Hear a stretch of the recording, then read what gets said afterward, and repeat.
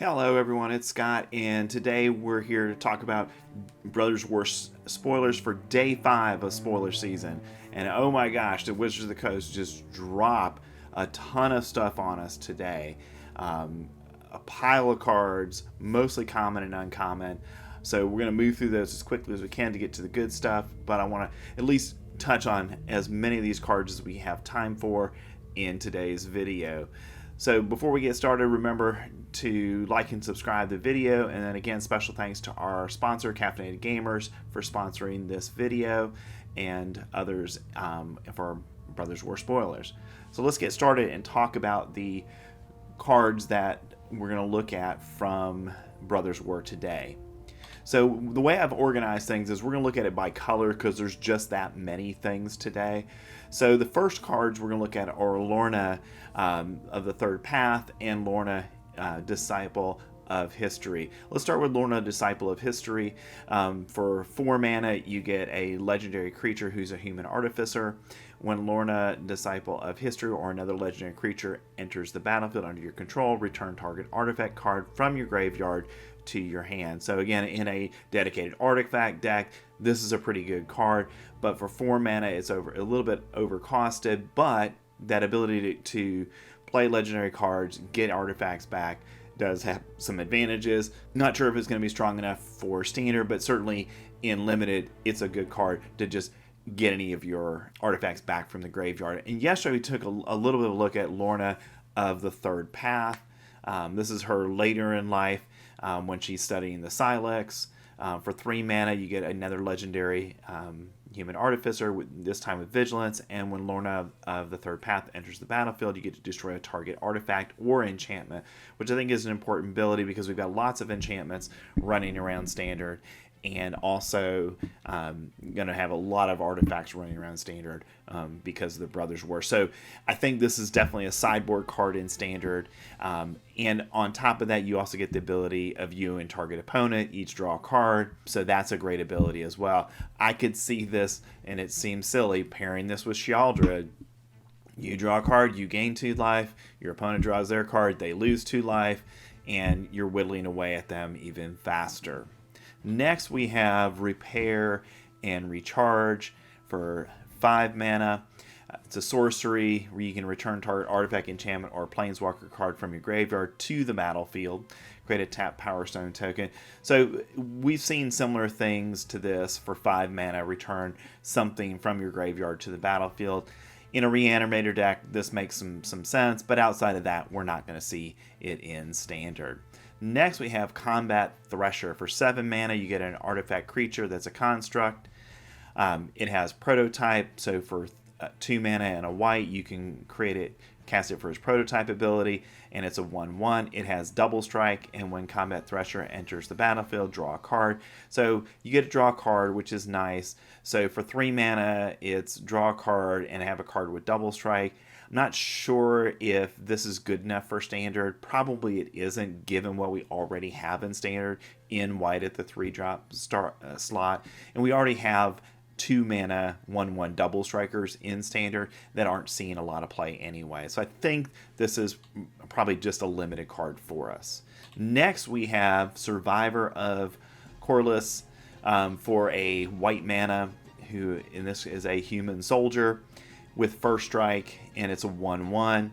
And also, you can exile it from your graveyard and scry 2 for 2 mana, which I think helps make this even more playable. So first thing I've talked about throughout preview season is the fact that soldiers are a deck. It's just a question of, does it get enough support at the 1-drop spot for it? I think this is a playable 1-drop for it. The first strike helps. So I think we might see this along with Recruitment Officer as the 1-drops in a dedicated soldiers deck. Next, we have Disenchant. Disenchant goes back 30 years to the original sets of Magic. So for 2 mana, you get to destroy an artifact or an enchantment. So obviously this is very sideboard playable, and we should see it in white decks that are going to try to kill enchantments or artifacts. Next, we've got Calamity Wake and Lay Down Arms. I really like both of these spells, and I think of what we've seen for white removal, these are probably the best two we've seen so far from the Brothers' War. So Calamity Wake exiles all graveyards. Players can't cast non-creature spells this turn. Exile Calamity's Wake.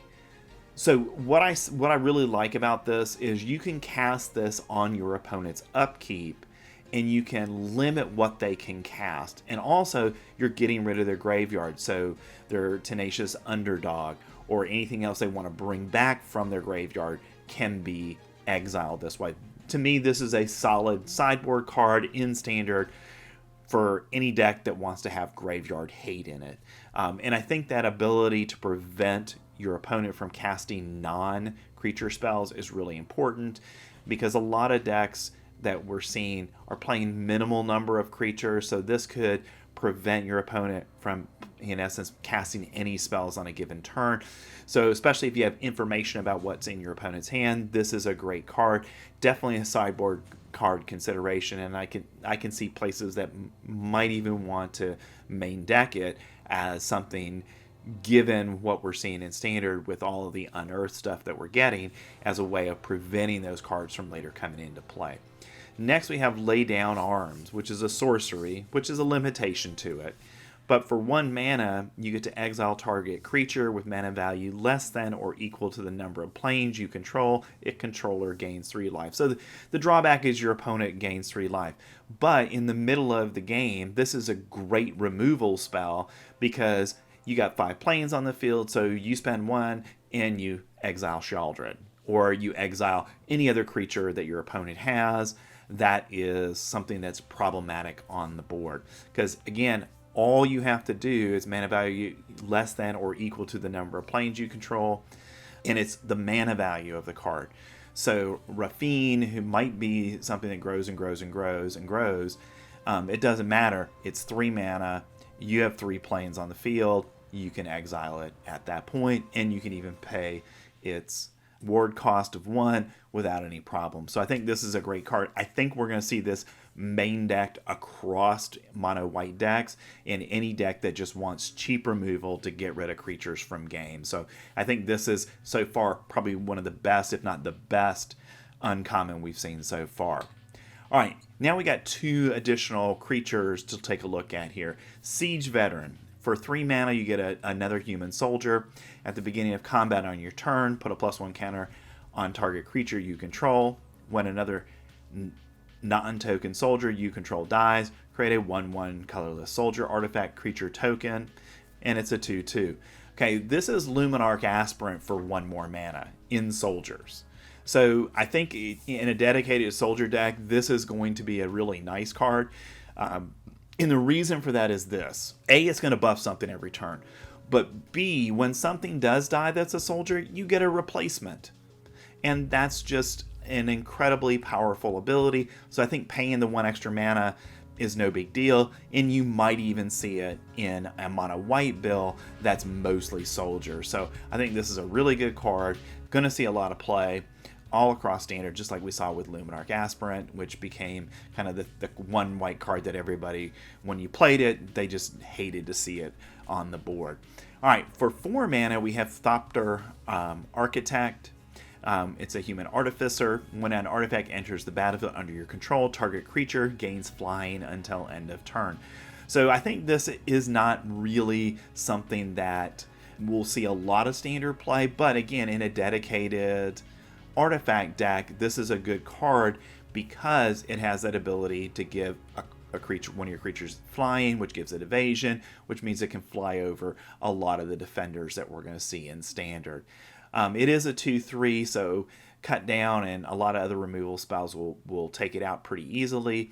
So I'm not sure if it has a dedicated place in Standard, but again, if you have a dedicated artifact deck, it's something certainly to consider. Next, we have Kayla's Reconstruction. So for X and 3 white mana, you get a sorcery. And you get to look at the top 7 cards of your library. Put up to X artifact and or creature cards with mana value 3 or less from among them onto the battlefield. Put the rest on the bottom of your library in a random order. So this to me is a great late game card where you've got a creature deck or a combination of artifacts and creatures. And if we look at mono white right now, basically outside of Sarah Paragon, mono white is not using anything that costs more than 3 mana.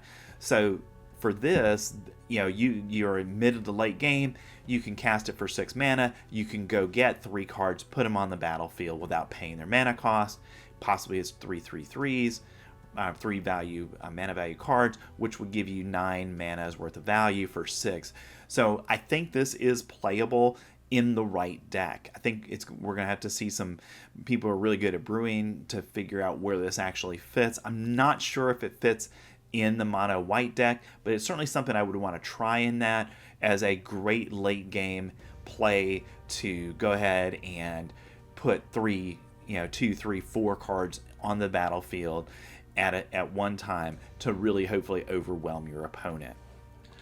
So again, thanks to Caffeinated Gamers for sponsoring our video, and remember to like and subscribe. And tomorrow we'll be back with day 6. That's all for now. I'll see you next time.